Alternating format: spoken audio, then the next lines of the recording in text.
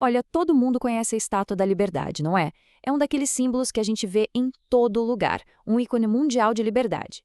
Mas o que pouca gente imagina é que por trás daquela imagem famosa existe uma história cheia de segredos, polêmicas e feitos de engenharia simplesmente incríveis. Então, é exatamente isso que a gente vai fazer aqui. Vamos mergulhar fundo nessa história, sabe? Descascar as camadas desse monumento para descobrir os detalhes surpreendentes que se escondem bem debaixo daquela famosa pátina verde. Para começar, vamos alinhar uma coisa. A Estátua da Liberdade nem sempre foi só um monumento, é sério. Durante os seus primeiros 16 anos de vida, ela tinha um trabalho de verdade. Funcionava como um farol, guiando os navios que chegavam no porto de Nova York. E que estrutura, hein? A estátua sozinha pesa 225 toneladas. Para você ter uma noção do que é isso, é o mesmo peso de um Boeing 737 completamente vazio. E olha que a gente está falando só da pele de cobre e do suporte imediato dela. O esqueleto de ferro e o pedestal maciço adicionam muito mais peso a essa gigante. A origem de tudo isso, na verdade, está na França. A estátua foi um presente do povo francês para os Estados Unidos. A ideia partiu de um intelectual chamado Édouard de La Boulaye para comemorar o centenário da independência americana e, claro, celebrar a amizade entre os dois países. E o homem por trás dessa visão toda foi o escultor Frédéric Auguste Bartholdi. A grande inspiração dele, dizem, foi uma das 7 maravilhas do mundo antigo, o Colosso de Rhodes. Mas o design que a gente vê hoje tem uma origem bem mais recente e surpreendente, para dizer o mínimo. E aqui vem o nosso primeiro grande segredo. A verdade é que Bartholdi basicamente reciclou o design. Ele tinha apresentado um projeto para uma estátua de uma camponesa egípcia para o Canal de Suez, mas a ideia foi rejeitada. O que ele fez? Adaptou o conceito, trocou a camponesa pela deusa romana da liberdade e pronto, virou o presente perfeito para a América. Agora imagina o desafio que foi construir uma coisa desse tamanho lá no século XIX. Foi uma loucura de engenharia. E um dos detalhes mais fascinantes é a espessura da sua pele de cobre. As placas são finíssimas, um equilíbrio perfeito. Se fossem mais finas, a corrosão já teria destruído tudo. Se fossem mais grossas, a estátua teria desabado com o próprio peso. O processo de construção, conhecido como repousé, foi um trabalho de formiguinha.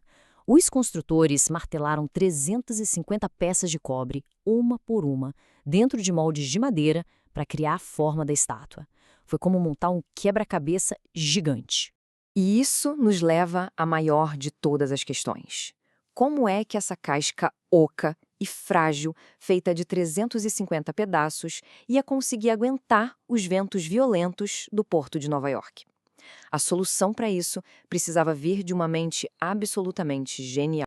E essa mente genial era ninguém menos que Gustave Eiffel. Sim, esse mesmo, o da Torre Eiffel. Antes de ficar famoso com a torre em Paris, ele projetou o esqueleto de ferro da estátua. Foi uma sacada incrível.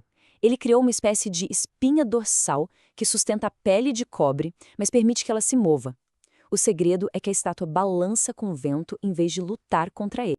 Mas genialidade da engenharia não era o único desafio, né? Tinha um drama financeiro rolando. O acordo era simples. A França pagaria pela estátua e os Estados Unidos pagariam pelo pedestal. O problema é que a parte americana da história quase fez o projeto todo ir por água abaixo. A arrecadação de fundos nos Estados Unidos simplesmente travou. Mesmo depois de exibirem o braço e a tocha da estátua para incentivar doações, o projeto corria um sério risco. O pedestal, que era essencial para montar tudo, não tinha dinheiro para ser terminado. O herói improvável dessa história foi Joseph Pulitzer. Ele lançou uma campanha popular no jornal dele, o The New York World, prometendo imprimir o nome de cada doador, não importava o quão pequena fosse a doação. A campanha foi um sucesso estrondoso, atraindo mais de 120 mil doações e finalmente salvando o projeto. Muito bem, agora que a estátua está de pé, vamos para os segredos que estão bem na nossa frente, mas que pouca gente nota. E vamos começar pelo mais óbvio de todos, a cor da estátua. Pois é, a estátua não nasceu verde. Quando foi inaugurada, ela tinha a cor de uma moeda de cobre novinha em folha. Aquele tom esverdeado que a gente conhece hoje levou mais ou menos 20 anos para se formar, por causa da reação do cobre com o ar e a chuva. É pura química. Agora, sobre a coroa. O mito popular diz que os 7 espigões representam os continentes. Na verdade, eles simbolizam os raios do sol. E as 25 janelas logo abaixo representam as pedras preciosas da Terra. enquanto a tábua na mão esquerda dela marca a data da Declaração de Independência dos Estados Unidos. Mas e o rosto? De quem é? A história que todo mundo conta é que Bartholdi se inspirou na própria mãe. Só que uma teoria mais recente e bem convincente sugere outra coisa.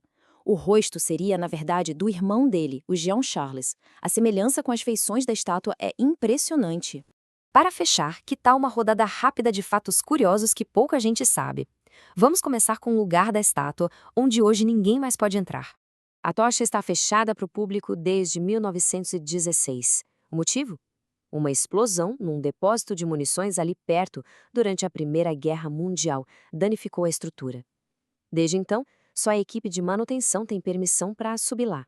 Outra coisa impressionante, a estátua funciona como um gigantesco para-raios. A estimativa é que ela seja atingida por cerca de 600 raios todos os anos. É muita descarga elétrica. E lembra daquele esqueleto genial do Eiffel? É aqui que ele mostra seu valor.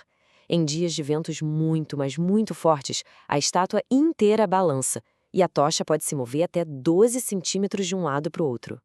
E para provar que nem os projetos mais monumentais são perfeitos, em 1982, quase 100 anos depois da inauguração, uma inspeção descobriu algo inacreditável. A cabeça da estátua foi instalada a mais de meio metro fora do centro. Um pequeno erro de cálculo, né? Então pense bem, um design reciclado, um esqueleto de ferro projetado por um gênio parisiense, um rosto de origem misteriosa, tudo isso faz a gente se perguntar que outros segredos e símbolos mais famosos do mundo podem estar escondendo bem diante dos nossos olhos.